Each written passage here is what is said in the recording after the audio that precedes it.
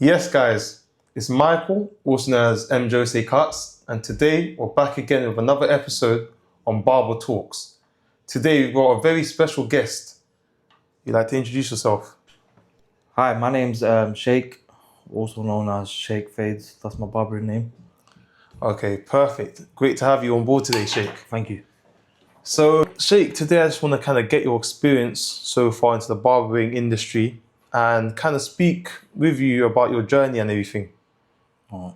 So, my first question for you is, what made you want to become a barber? What made me want... Basically, in 2023, I left my previous job. So, like, at the end of 2023, and then I wanted to start a new career. So, like, around November, December, I was looking at different jobs online, and then in January 2024, I saw Air Force One on Indeed, the apprenticeship / job. So, yeah, apprenticeship, not job. And then, yeah, I thought, because I already know how to cut hair, kind of, so I thought, let me just go for it. And then applied for it. I applied for the job and then got the interview and then just did the apprenticeship for a month. Anderson, who owns Air Force One, he wanted me to work on the shop floor straight away when I came for a trade test, but I wasn't that confident because just starting out new, and I wasn't really cutting that much before then, so I thought, let me give it a month and boost my confidence up, and then I started cutting straight away after a month. And then, so been cutting for like a year, I'll say. Okay, that's very interesting. So, obviously, fast forward to now, it's a massive privilege that you're in the position you're in terms of cutting. So, at what point? Because obviously, you said in 2024 you started to cut. So, at what point, maybe during 2024 till now, even did you come to terms with realizing, yeah, this is the right path for me? So I joined in February 2024, so I was doing the apprenticeship one day every week, and then March started working on the shop floor, and then I'll say within 2 months I thought, yeah, I enjoy my work, I want to learn more, grow more, and then want to really progress from there. Yeah. So, yeah. Okay, interesting. So obviously you said before you came to Air Force One, you were cutting, you knew how to cut already to some extent. So where did that all come from, where you even picked up tools and started cutting? Where did that all come from? That was during lockdown. I'll say the first lockdown I bought the wool magic clips and a trimmer. Then first I started cutting my own hair, and then it wasn't all that, but most of it was just a shape up, like with the beard, my hairline, and then just doing one size all over, and then maybe a little low taper, but nothing like, I would say 0 was on the beard, but nothing major. And then started cutting my brother, my dad, and then some friends who, whatever they wanted, like a skin fade, or it didn't come out all that, but that, of course, because I didn't really look at YouTube videos, maybe like 1 or 2, and then I'll say I started learning how to cut my own hair properly, so I didn't really go barbershops. I didn't really go barbershop till I came here. maybe a few times if it was someone's wedding or whatever. And then started to get better at cutting my own hair. And then it kind of a bit better with other people's hair, but it wasn't. It was good, but I won't say it was that like what the level I'm at right now. Yeah, of course. Okay, so I've got to give it to you. You obviously have some sort of confidence and courage to kind of. I understand lockdown, people are looking to get trims anyways, but to pick up some tools and try something with your hair takes a lot of confidence, man. So I give it to you. Yeah, I always wear hats, so even if I messed it up, the lineup was sharp anyway, so no one can see the fade. Fair enough. I see the tactics there. So obviously, fast forward now, if you were to go back into the journey of cutting hair, your first year of cutting, you said 2024, right? Yeah. So what's been like the biggest challenge, or what was the biggest challenge in your first year of cutting hair? When I first came to Hair Force, the first day on the shop floor was, I would say the first couple days was more of a confidence issue, because more of it, because this is a mixed shop, but didn't really know that much about Afro hair, even cutting it, so that was the hard bit, but that's it. Okay, and so how did you kind of overcome, obviously you mentioned Afro hair, how did you overcome the challenges within that? When I was here, and there was no walk-ins for the first 1-2 weeks, I'll watch videos on my phone about cutting Afro hair, and then I'll stand next to the other barbers, or even sit like on my chair and then just watch how they cut hair, ask questions, and then even when I did have a Afro client, I'll just, if I had to ask questions, I would, and then just started learning from there with my own skills. And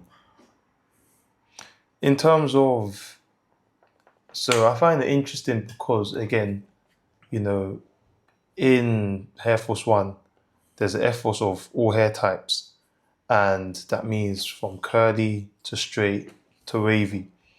Obviously, you being an Asian barber, or should I say from Asian descent, when you were approaching clients that were of a black African Caribbean descent to want to cut their hair, did you find any mixed reactions in the beginning when you tried to approach telling them you could give them a haircut or anything? not really, because we have two other Asian barbers in the shop, so didn't really have that issue.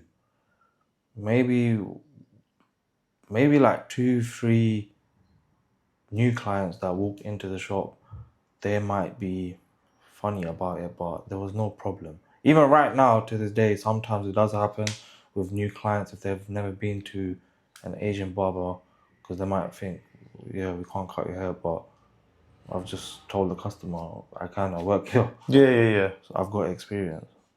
So Okay, so basically, more or less, you kind of overcame it by just making them understand that you're obviously a employee in this shop yeah. and that they're in good hands. So my next question was obviously in regards to like cutting hair again. What haircut would you say gave you the first bit of panic or anxiety when you first started? I wouldn't say panic or anything, but I'll say when I first attempted a skin fade on Afro hair, I know you have to comb it out before you cut it, and then always comb out the hair, even for shape ups or even fading. I'll say I wasn't that confident in cutting the hair rather than straight hair.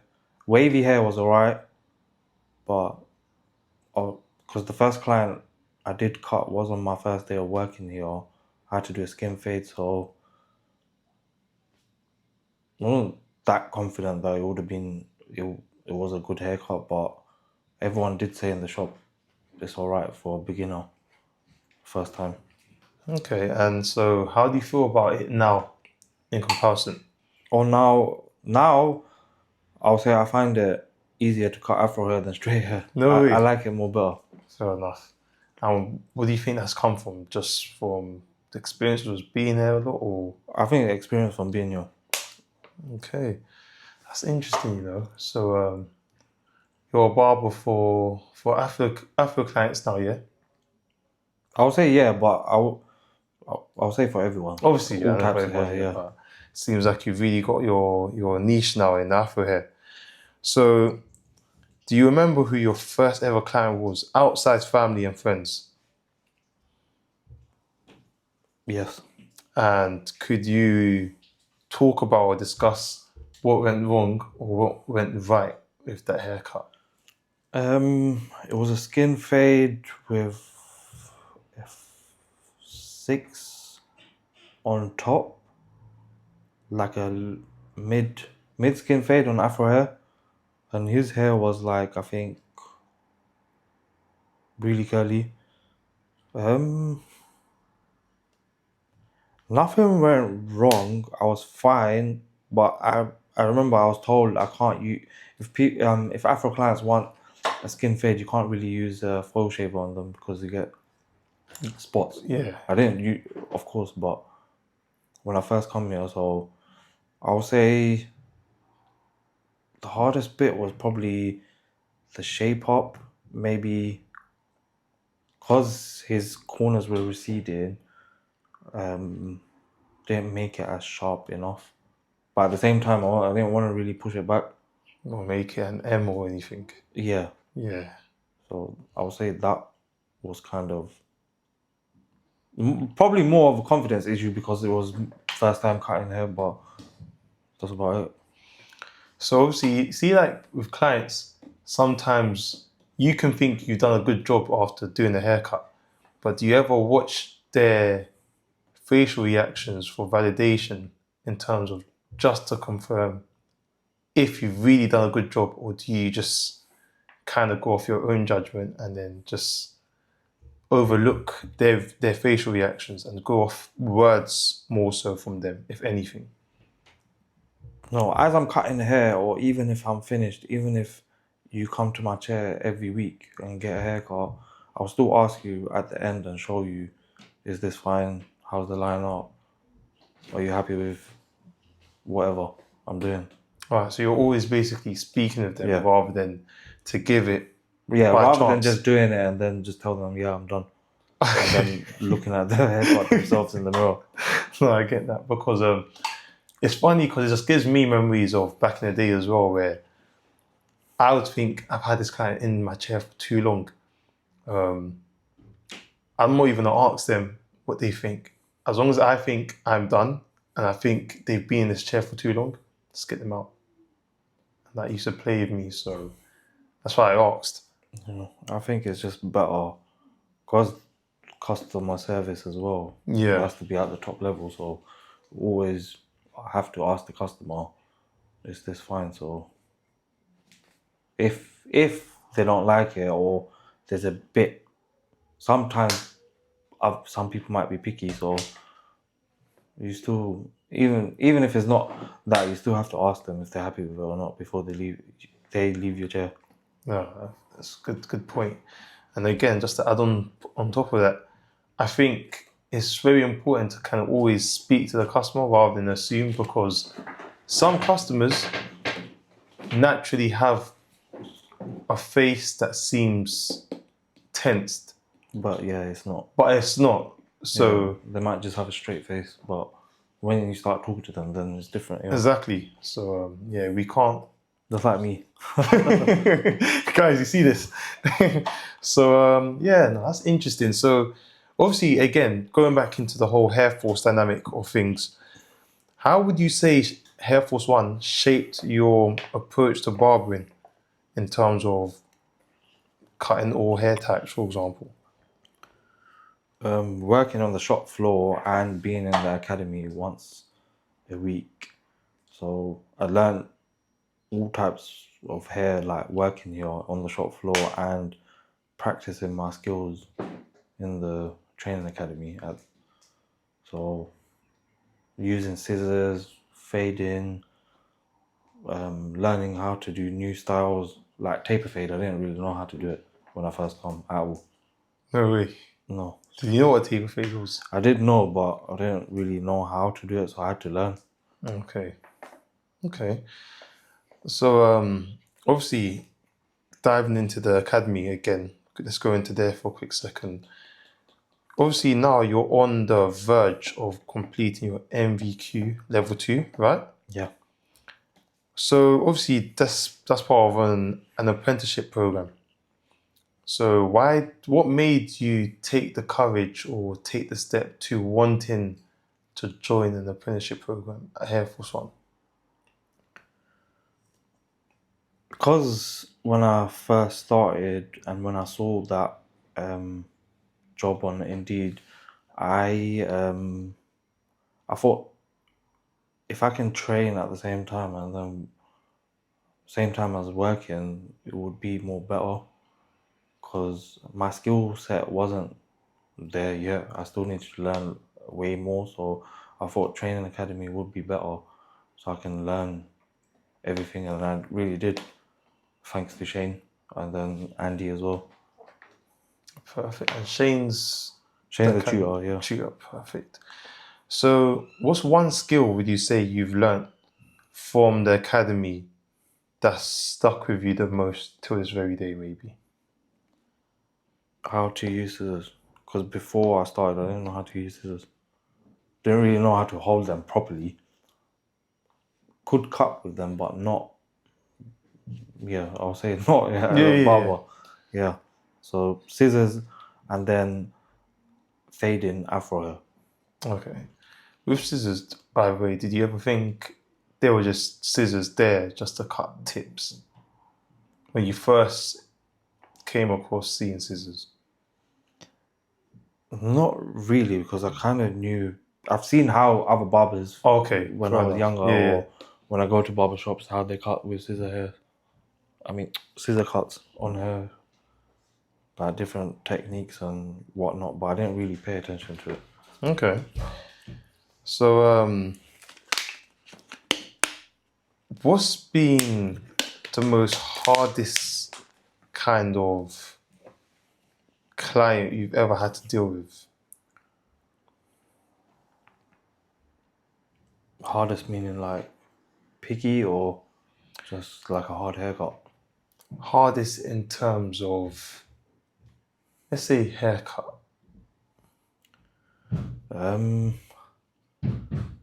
I'll say when a client has had braids or locks and they take it off and then they come to the shop, I'll say that because they haven't combed out their hair and then they don't want that much off.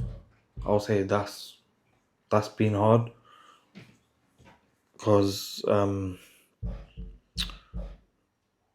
yeah, one time I think this has happened a lot of times.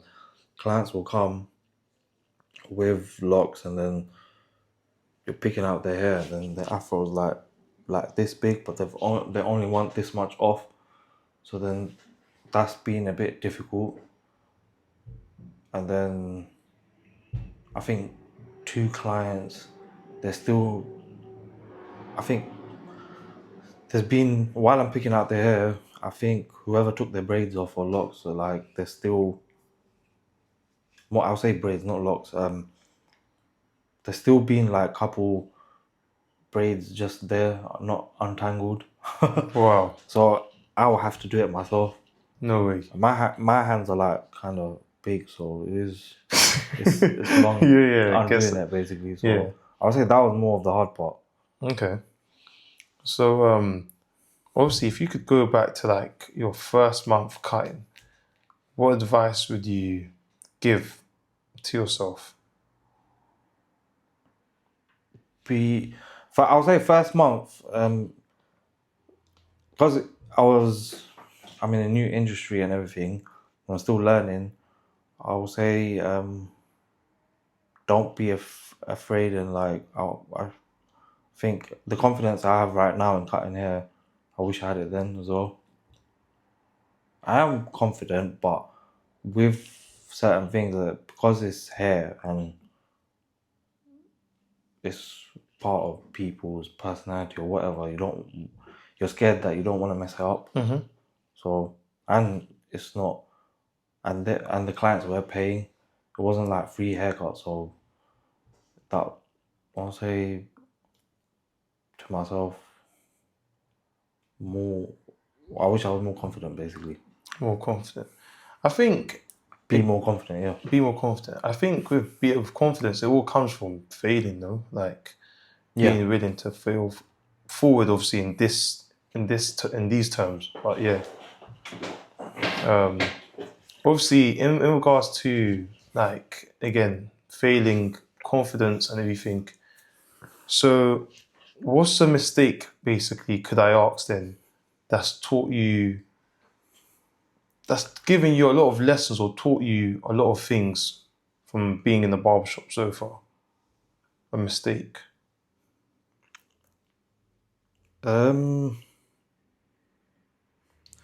Mistake. I'll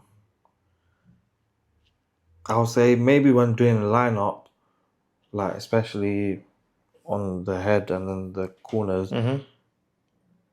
not combing it out properly while you're doing it, and then I'll say that. So I'll say comb out the hair properly while when you're doing a lineup, so the shape up's sharp and it lasts longer.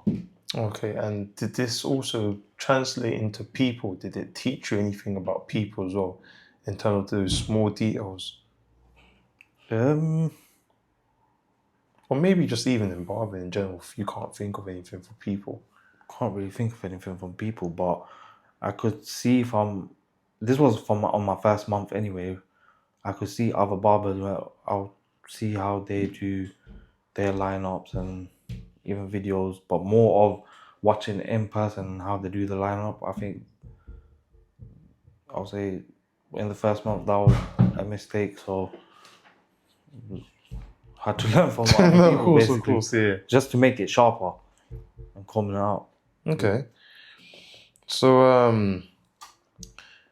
in terms of like customer client like interactions and stuff, obviously off camera, I know you can be quite a character. But obviously for people who don't know you, you can tend to give off a perception of being somewhat closed off.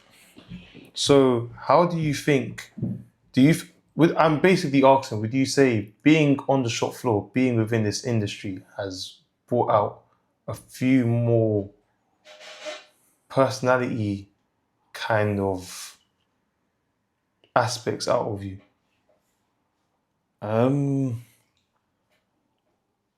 Maybe a bit, but with my previous jobs, because I've always been in front of customers, like, or front of house, and like being on the shop floor, but in different settings.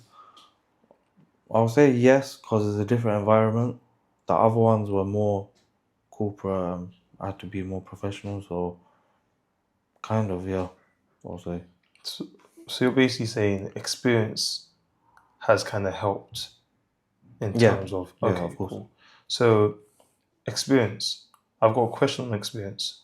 And my question on experience is then, would you say then, you being on this course, on this apprenticeship, that things like the NVQ, qualifications like the NVQ2 are really needed to succeed in the barbering industry? Or would you say it's more so the experience?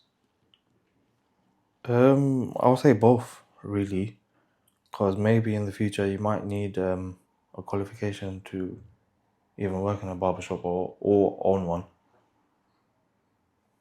Okay, I get that. So let's talk about, like haircuts, because I can see you like to keep your beard quite long. Have you ever bought your beard a bit shorter than this, or?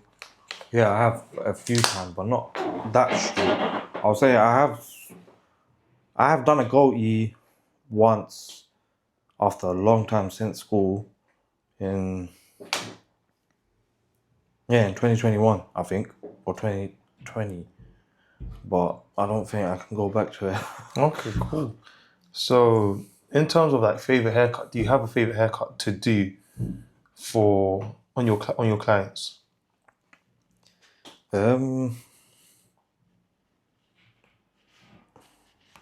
I'll say taper fade on a client. I'll say that's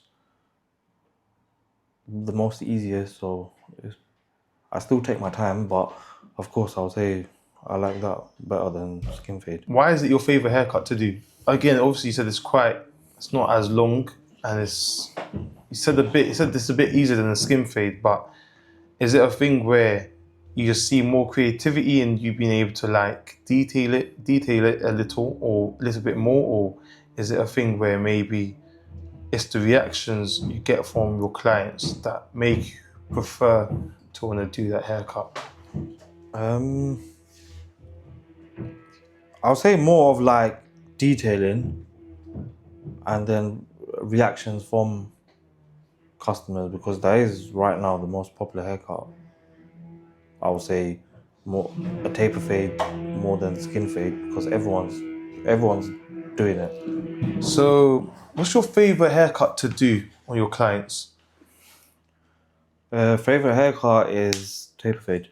Taper fade, okay, interesting. And is that due to creativity that you find when you do a taper fade, or is it more so from the reactions you get from after you've given your client a certain taper fade? I'll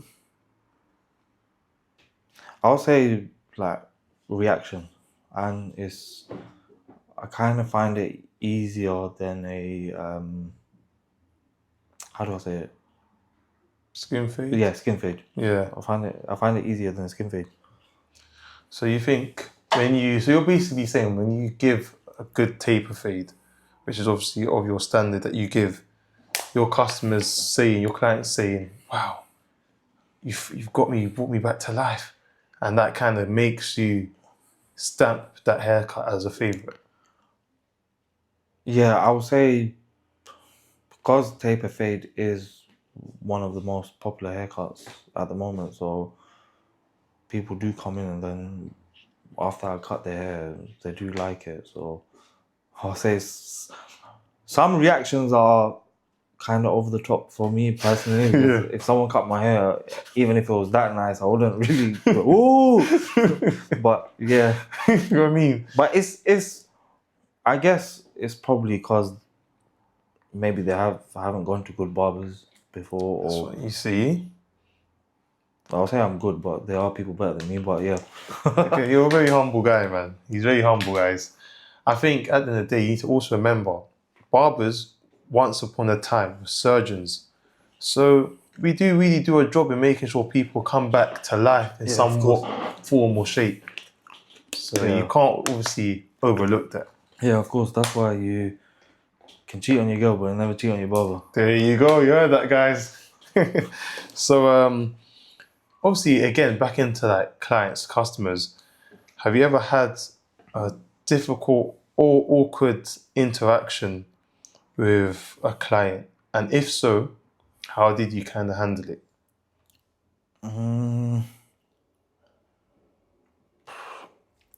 Maybe when it's first time I had to cut women's hair. That was a bit, I won't say funny, but like it was more. No. I'll say more of a like confidence issue. I'll say again. But that was only the first time, and then I asked the other barbers, "What should I do?" They just said, "Do the same thing or how you do it as a guy." So then I felt better. So okay. So I'm probably guessing you're probably a little bit more anxious when you were approaching that female's hair. Yes, because I didn't know. Well, they did give me a style. It was like a 4 on top with, a low fade with one on the side, so it was just more of I didn't mind how to. I knew how to do the haircut, but it was just the shape up or like even because it's a woman. I didn't want to like I don't know. I just found it weird, like. Yeah, But it was just normal. When Yeah. when I asked the other barbers, it was just they just said how you cut men's hair, you just do the same with them. Okay, that's good. That's good. At least fast forward to now, there's no issues. I'm guessing you could definitely handle there's that no yourself. issues. It was just when I first started over here. Yeah. Okay, so do you think in regards to again clients, people you have walk in, even friends, family outside the shop, do you think a lot of clients underestimate what it takes to be a good barber? And if so, what do you think is the reason for why? I'll say that again. That's right. I'll say it again now. Basically, I'm basically asking: do you think clients underestimate what it takes to be a good barber? And if so, what's something you think they don't see?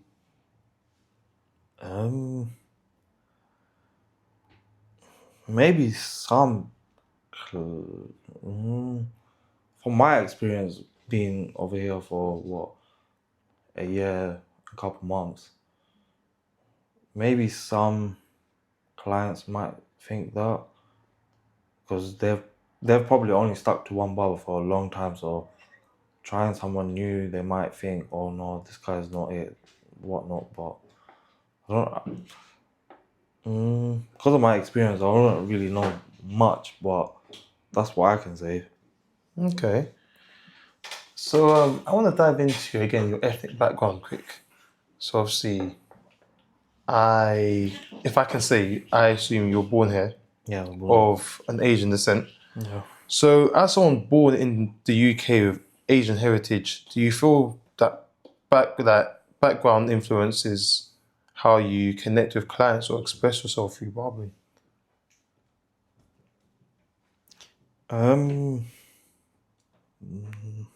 Not really, because we're from London and like everything's diverse.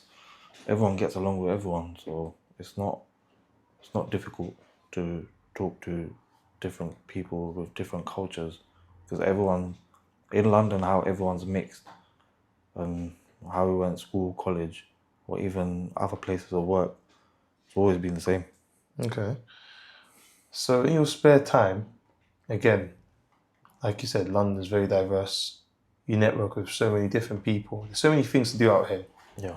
So, when you're not barbering, you're not cutting hair, what do you do to kind of unwind or stay inspired even?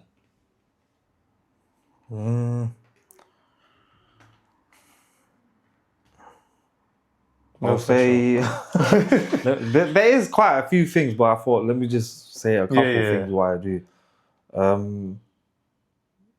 Also, I like to go out to eat a lot. Like you can probably tell since I've been here, I've gone fat. And you probably can see on camera as well. But I had a 6-pack before this. I like to eat. Yeah. Like try new restaurants with whoever's there, innit? Okay. Like friends or family. And then probably just chill at home, watch movies. That's about it, really. So I see you're earning quite well from working here, if I can say. Along about it, I'll say, okay, yeah, kind of. Anyways, that's cool, man. It's good to hear. At least, eating, treating yourself, I think it's important, Yeah. Especially as a man, especially in terms of mental health and just being able to be at ease. So again, you're in this barbering journey, you're enjoying it, you're seeing the perks, the benefits, you're seeing the downfalls as well. But long story short, where do you see yourself in this barbering journey, this barbering industry in the next 5 years? Next 5 years, I do want to build my clientele more. I'll say,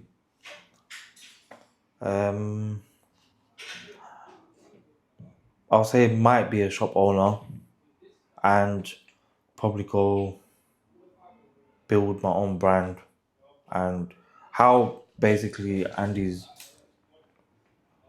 doing Air Force One with the education side to it. Maybe might want to do that as well. Okay. Cool. So, yeah. If not, then still here with trying to build my clientele here at Air Force One. Yeah. All right, nice. So, quick fire questions. Enhancements or no enhancements? I only use the enhancements when I go out. So yes. Yeah. Okay, cool. What's your current go-to trimmer and clipper? I would say clipper is the Wool Legends with the what's the one I got? The Gamma and Vapor Blade, right? Yeah, the Gamma. Forgot. And trimmer, I would say it's quite a few. Your favorite, maybe then? Okay, I really like the Babyless clipper. I think it's what is it? Babyless FX Pro or something like that. And then do like the Wool one, T-Blade. I think that's what it's called. Yeah, for the detailers. Yeah, Wool detailers. Yeah, I'll say they're my best two. Wool's always been there from day one, so and whenever I use it, that I'm happy with it. It's always sharp. So you respect Wool's work, yeah? Yeah. Well, I hope you're hearing that. Yeah. Give me some clippers. You need some clippers. So, perfect. So, Mo, is there anything else you'd want to maybe share to anyone who might be in your position or who might be wanting to make that transition from their previous work industry or work life into the whole barbering industry? I'll say if you are looking into barbering, then you should go for it. If you want the apprenticeship, you can come to Air Force One. I can help you out if you message me. Or even, and don't let it be a confidence issue, because you're still always going to learn. Even if it's 20 years you're cutting, you're still always learning. So I would say don't let confidence, put you down. Rightfully said. Yeah. I agree, man. The best way is to fail forward, if anything. Yeah, 100%. Well, that concludes this episode today. Sheikh, thank you for coming today. Man, you need to rush. Yeah, I got an appointment now. It's 3:30 right now. We don't say nothing, man. Nah, we're doing this in it's Guys. only been, I'll say a couple minutes over, but it's fine. When you book Barber, guys, take some notes. Sheikh, I don't want to hold you off anymore. Thanks Thank for you having me, man.